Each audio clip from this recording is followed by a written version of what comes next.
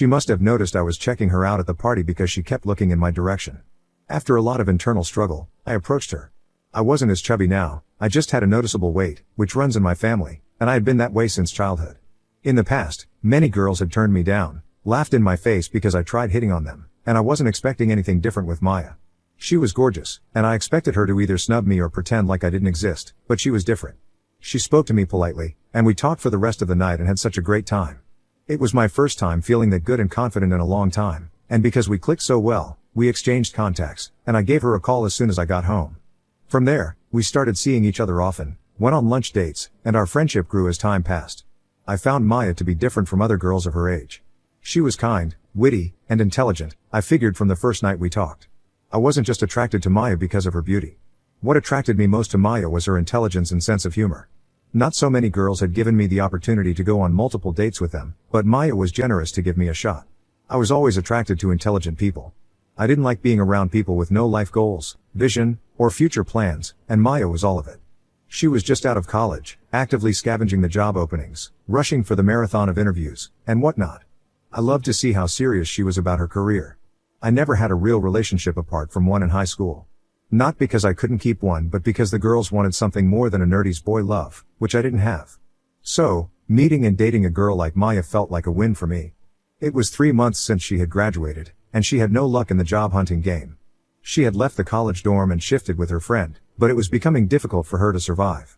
Her parents were not well off to support her post-graduation. They had made it clear to her that she needed to care for herself after graduation. The friend with whom Maya lived was very clumsy and would often have a boyfriend at the house. Since it was a one-bedroom flat, it became difficult for Maya to live in that house. Maya said living at a friend's place was taking its toll on her mental health, so I asked her to take a break for a while and move in with me. Although I was just starting my career in tech, the pay was good. I earned enough to care for both of us without her contribution. We lived in a spacious one-bedroom apartment, and I single-handedly took care of rent, paid the bills, and took care of groceries. I never complained because I loved her and didn't see a big deal in spending some extra bucks on her. Blind love, yeah, throughout our relationship, everything went on smoothly, and we barely had any major fights. Maya managed the house, did the dishes and laundry, went grocery shopping, and took care of my bed needs.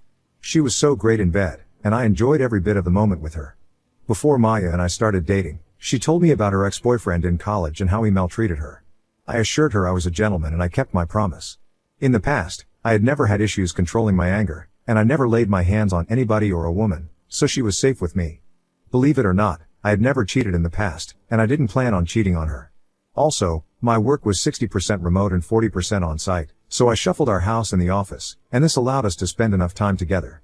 To show how transparent I was with her, I even came up with the rules of telling each other wherever we went, who we were with, and what we were doing whenever we went out. I did this to show her I meant serious business with her and that I had nothing to hide. As our relationship progressed, we introduced each other to our parents, and in no time, we knew all of each other's friends, mainly those close to us. I didn't have a best friend, but Maya had. Her name was Andrea, and she used to hang out with Maya all the time. She also visited the house regularly, and we were almost like family. Andrea and Maya were roommates back at college. Unlike Maya, Andrea worked as a retail store manager at a popular store in our city and lived with her 2 sisters, who were also working women. As per Andrea, Maya was able to crack the job for the same supermarket, but Maya declined the offer because she wanted a corporate job. I guess she became very comfortable with me providing for her, although I didn't say this to her. Andrea would often tease her and call her spoiled. Maya claimed she had worked hard, juggling many part-time jobs as a teenager and while in college, so she deserved to be relaxed and cared for. On my end, I am happy to give her that break. I didn't have any issues with taking care of Maya. In fact, I was glad I could provide and take care of my woman. One evening, while we were at a fancy restaurant to celebrate my promotion, Maya suddenly asked, "What do you say if we get married?" I stuttered. I was taken aback for a moment, but it didn't totally come as a surprise. I had been thinking of settling down with her, but I still had a lot of things under consideration. So I told her we would be married when the time was right, and she smiled. To be honest, I wanted Maya to start her career before we took our relationship to the next level. I always wanted to get married and have a family. After Maya came into my life, I've always imagined my life with her. I had even bought the ring to propose to her but was waiting for her to get her career straight. But somehow, she found the ring in my closet, and before she could make any assumptions, I had to make an early proposal. The first time Maya broke the news to her best friend, Andrea, she looked more shocked than happy. Not the kind of shock that her best friend was getting married, but the shock that her best friend was getting married to me. I expected more excitement from her, especially since she would be Maya's maid of honor, but the excitement did not come. Her response was, "Are you being serious?" Andrea then tossed her purse on the floor and held Maya's ring, then she looked up at me and forced a smile. Trust me, I had been around them for a very long time, and I could tell when her smile was forced and when it was genuine. Although I didn't mention it to Maya, I felt Andrea was not happy for her friend. In the past, I noticed Andrea was always awfully nice to me. Once, we three were hanging out in our apartment. While Maya went inside the kitchen to prepare some quick snacks, Andrea hinted to me that Maya was not who I thought she was. I understood what she meant, but I played dumb. I asked her what did she mean. Andrea said that I would figure it out eventually. She was drunk. Besides, she did not pass a direct message, and I could not conclude based on that. In no time, we started planning our wedding. Maya wanted a big fat wedding, the kind she would invite all her friends, family, and frenemies, but that was not what I wanted. First, it was significantly above my budget since she would not be contributing a penny to it. Secondly, I believed there was life after a wedding. I loved kids, and I wanted us to have a child almost immediately, and that meant we'd need to rent a bigger apartment and take care of other things. Although Maya had all the reasons to want a big wedding, I still kicked against it. She mentioned something about having the perfect expensive wedding, but we both knew it was impossible. Surprisingly, Maya got a job a couple of months before our wedding. I told her I could not afford to buy the brand of wedding gown she needed and pay for her bridesmaids' dresses, so she figured it was better to get a job and handle most of her bills instead of bugging me. Her wise decision impressed me, and I hoped she would keep up with her career after we married. Also, I expected she would contribute to our wedding plans with her new job in the picture, but she didn't. Everything she earned was channeled to her gown, shoes, accessories, and everything her bridesmaids needed. So I ended up paying for the wedding venue, hall, cakes, and almost everything on my own. 2 weeks before our wedding, I noticed that Andrea began to text me more and more. She'd text me in the morning to ask if I slept well, and she'd text me if she went shopping with Andrea. In fact, it was a long list and reasons to text me. But whenever we met, or she came to our house to help Maya with something, she would remain calm, so Maya would not suspect anything was off between us. At one point, I had to tell Andrea to stop calling and texting me because it was getting out of hand. I was afraid that it might jeopardize my relationship with Maya. I was too afraid to mention it to Maya because I didn't want it to ruin their friendship or wedding preparation. I knew how much she loved and trusted Andrea, and deep down, I believed Andrea was trying to seduce me or get me to change my mind about marrying her best friend. On the night of Maya's bachelorette party, I understood why. I was in the club section of the hotel we were all lodging at a day before our wedding. I was drinking with some of my friends when Andrea called me and said there was something she wanted to show me. At first, I didn't want to go because I believed she wanted to seduce me one last time, but when she mentioned Maya and a familiar name, I took one of my friends and went upstairs. I got to the hotel room they were using for their small party. I saw Andrea outside the door waiting for me. She told me something I could not believe, and when I opened the door, my heart nearly fell into my stomach. Before I opened the door, I heard soft moans from their room, and my chest constricted as I touched the door's handle. To my greatest shock, I saw Maya on top of another man, which I suspected was the male stripper they hired to entertain them. The moment she saw me, she jumped off him and struggled to cover herself with the sheets.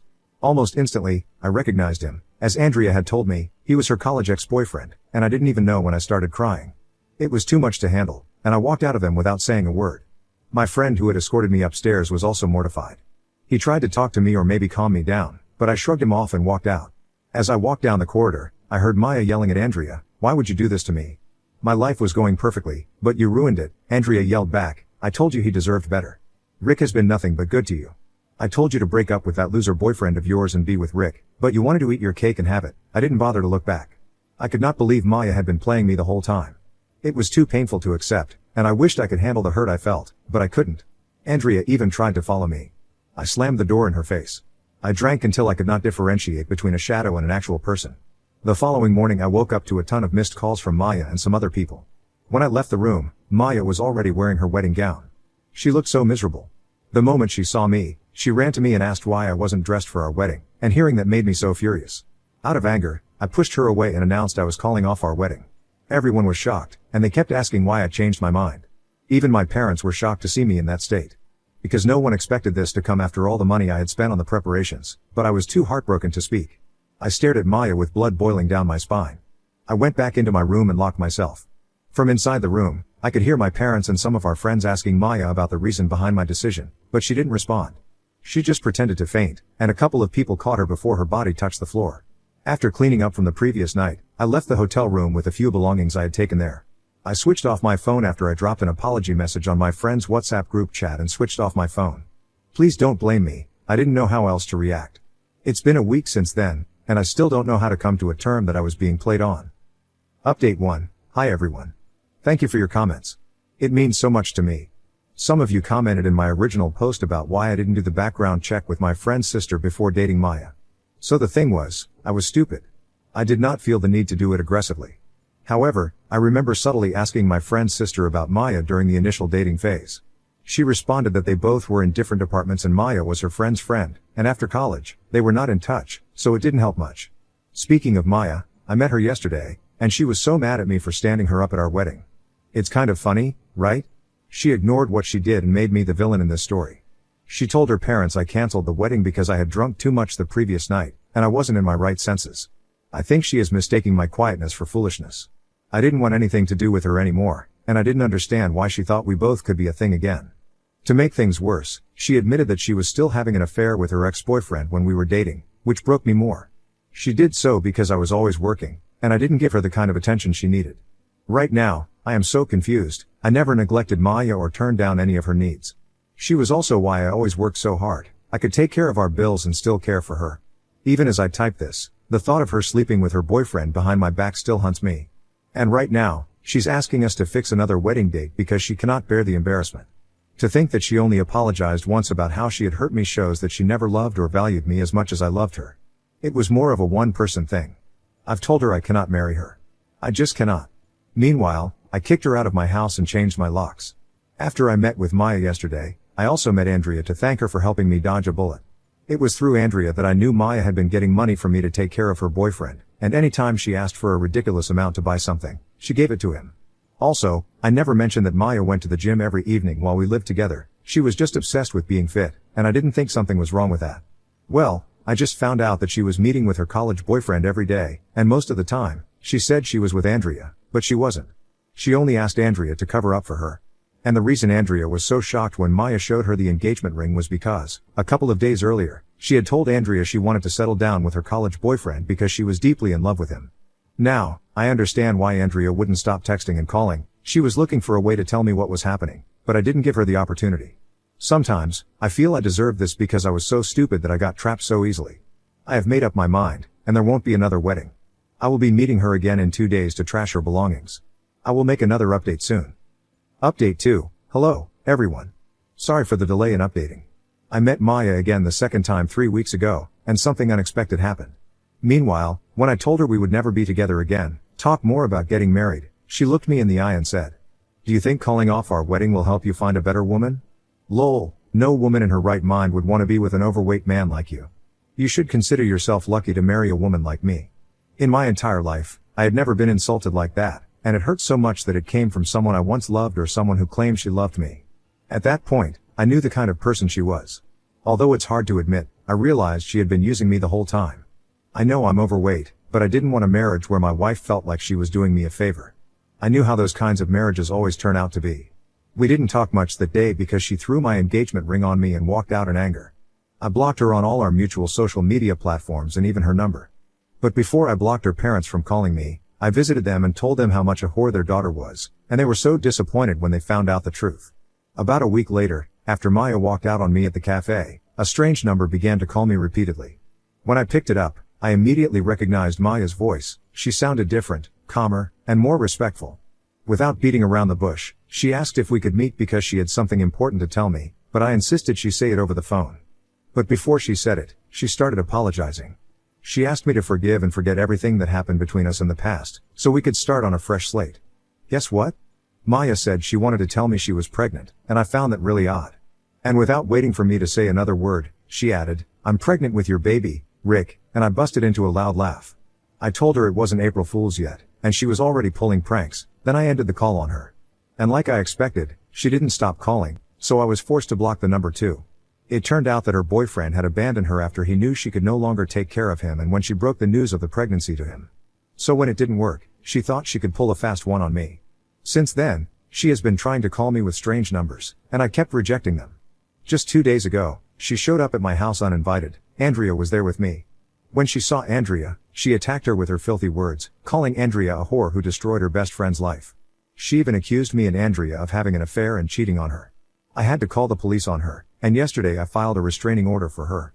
I can only imagine how miserable her life would be without a job and someone to help her raise the baby. As for Andrea and I, there's nothing between us, and I don't think we'll ever be a thing. She shows up sometimes to check on me.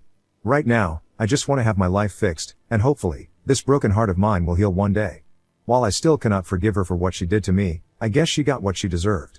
I'm still trying to heal and move on. Any advice would be highly appreciated. Thanks. Now on to the next story. Story 2. I, 25M, was planning to propose to my girlfriend, 26F, but she admitted after a night out that she cheated on me and is begging for forgiveness. How do I go about this? I've known my girlfriend since we were in kindergarten. She's helped me through thick and thin. Through periods of depression, when my parents were being abusive, when I lost my grandparents, through it all. She's genuinely my hero. She's also so warm-hearted, caring, selfless, and the best person I know. About a month ago, I told her parents and mine that I wanted to marry her, and we agreed to rent out our favorite amusement park, where I would propose to her, which is also where I confessed my love to her. It is still rented for 29th August. It was also perfect, until yesterday. My girlfriend said that she's going to a karaoke event with her female friends. At 2 a.m. today, she returned, clearly drunk, and collapsed in bed. This morning, she woke up in tears and apologized profusely. After she'd calmed down, she explained that she was drunk and decided to have sex with another man at the party after the karaoke and regretted it afterwards a lot. When I asked why she'd do this, she said that she was so drunk that she completely blanked on the fact that she was in a relationship with me. That sounded to me like she would have sex with other men if she wasn't with me, so I asked if she was unhappy in bed, but she reassured me that that's not the case and couldn't ask for anything more from me and regrets everything she did. I had so many more questions that I wanted to ask, but my heart completely broke and I began crying. She hugged me and said that she would do anything to get my trust back and constantly asked not to break up over this. I said that I need some time to think and went into a separate room. I have now been sitting in this room heartbroken for many hours now and don't know what to do. She said that she'd do anything to get my trust back, so I have hope that there's something I can change to ensure that she never cheats on me again, like always going with her when she goes outside, but that feels really controlling and disgusting to me. Is there any way to not break up and still have trust again that she will never cheat on me again? If I do break up though, I don't think I can ever love anyone like her again. Please try to understand and comprehend that I've known her since not long after I was even born. We were often in the same class, doing the same school work together, playing together, eating together, doing everything together. I spent many years trying to confess my love. We've spent many years living, loving, smiling together. She feels like a part of me by now. How can I just throw that part away and pretend I'll be fine? I'm saying this because I know it's common on this subreddit to basically just say move on, but I really don't think that's possible for me. So I'm really looking for responses that suggest how we can stay together with rules to ensure that this never happens again. I would also like to hear suggestions about whether I tell mine and or her parents of the incident. I'll have to tell them to cancel the amusement park event, so I probably will have to tell them what happened, but I could excuse the cancellation as me not feeling quite ready yet or something. I'm mainly considering this because I don't want her parents to be mad/yell at her or be cold towards her, because, as I explained before, she's always been my hero, and I don't want someone who's helped me so much get hurt, especially because I've experienced how much that hurts. Update 1. The title is probably a good enough summary to let you read this post without lacking much information anyway, so here's the update. A day after the post, I decided to ask for clarification as to what exactly happened. I was mentally prepared for every possible response, except the one she gave me. From all of the information she gave me, I have tried organizing the most important information below. Before the karaoke, the boyfriend of one of her friends, whom I'm acquainted with but not particularly close with, decided to join last minute. Let's call him Richard. During the karaoke, her female friends kept daring her to chug beers. She told them to stop daring her after 3 drinks, but they kept insisting, and making her feel bad by saying stuff like you never drink much anyway, so just for today, try to have some fun and stop ruining the moment, and other stuff, so she continued. Can confirm that my girlfriend normally drinks far less, 2 beers max normally. She says that she remembers drinking 10 beers in about an hour. She says it's likely she drank more after that, but doesn't remember anything after the 10 drinks, except waking up back home. She says that the drinks very likely made her blackout drunk. In my original post, I didn't provide much detail about when she returned from karaoke due to the word limit on posts, and me not thinking that the information would matter much. Regardless, the day she returned, her female friends were carrying her by her shoulders and I had to also carry her to her bed. Her legs were barely moving, her body was not holding upright, and she wasn't able to form coherent sentences. Although, until then, I did not have any experience with a person who blacked out, I can only imagine that her situation was a blackout. So, I do also believe that she got blackout drunk. When she woke up, she had 10 missed calls from her friends. When she called back, her friends explained what happened while she was blackout drunk. During the karaoke, Richard said that he needed to talk to her, my GF, for a moment to strategize on how they'd sing as partners. The friends decided to continue the karaoke while Richard and my GF strategized. After half an hour, neither Richard or my GF were back, so they started checking for where they were. Richard wasn't picking any calls. After an unknown amount of time, Richard's GF saw Richard having sex with my GF. Of course, Richard and his GF broke up, and then all of the females brought my GF home. After finding out about this, my GF was mad and shouted, "How dare he rape me?" I was in the basement before I saw my GF cry, which is why I didn't hear this, but her friend said he's saying she consented. My GF says that she was speechless and hung up, because she couldn't believe she consented to that and started crying because she believed that she cheated on me by consenting and thought our relationship was over. She didn't know that legally, if a person is drunk, consent or not, you cannot have sex with them. I was surprised she thought this, because, even if you don't know the laws on this, how could it possibly be morally, or even solely logically speaking, fine to ask for someone's consent when they're barely able to communicate or think? I was really shocked by this story and started feeling really bad for my GF. I explained to her that this is rape, not consensual sex. I hugged her and tried to comfort her and asked if she needed anything and how she was feeling. She said that because she doesn't even remember anything after the drinks, she doesn't feel any of the responses normally felt after rape, like trauma. She said that she's mainly disgusted by Richard but also mad at herself for losing control so easily because of a dare and hurting me like this. We went to the police station to report this. The investigation is still ongoing. Also, to be honest, I was still a little suspicious that the story could have been made up or misconstrued, so I went to the karaoke place that they went to and explained the situation and asked if I could see the camera's footage. They agreed, and there was footage of the exact situation that I was told playing out. There was also footage of Richard asking my GF sex, and my GF responding in a very drunk and barely audible voice I like. That bastard really thought that was consent. I have of course also provided this footage to the police. Although the police's investigation has not concluded, the evidence I saw is in my opinion enough for me to believe her. My girlfriend volunteered to explain the situation to both of our parents because she wants to take accountability for her actions. Her parents were very apologetic and sweet about the situation, which I appreciated a lot. My parents brought us both together to make sure that all of us were on the same page, and we had a big group hug, and my dad said something that really resonated with me. This situation is really shitty for everyone, but I know that love will prevail in the end. Unfortunately, it was too late to go back on the theme park that we rented that day, so me, my parents, her parents, agreed to proceed with it but without the proposal and invited a bunch more people. I told both mine and her parents that I would decide when the time is right to tell her that we initially rented that amusement park to propose. I told her about a week ago when things were more back to normal and her feelings seemed very complicated as one would expect, but I think her summary of her emotions being devastated but understanding is pretty good. Thanks to the advice of many Redditors, we have decided to take couples therapy, which has been really helpful in helping us understand each other and get even closer. She proposed herself that she never wanted to drink alcohol again. She said that it never even tasted that good anyway and never made me happy in the long term. She said that she mainly just drinks to fit in, but now plans to stop. So far, that goal has been going great. We also realized that we both always want to do events like karaoke together but sometimes worry about bothering the other. Even on the day that she went with her friends, she wanted to go with me, but thought that I looked busy, so went alone. I was not busy. We have worked hard at being more communicative and expressing our feelings more, and it has seriously been great. I have also told her about my Reddit post. I want to thank everyone for all of the advice, even if it was a little mean. We are both so happy right now, and I have faith that despite this bump in the road, we'll keep riding this car forever.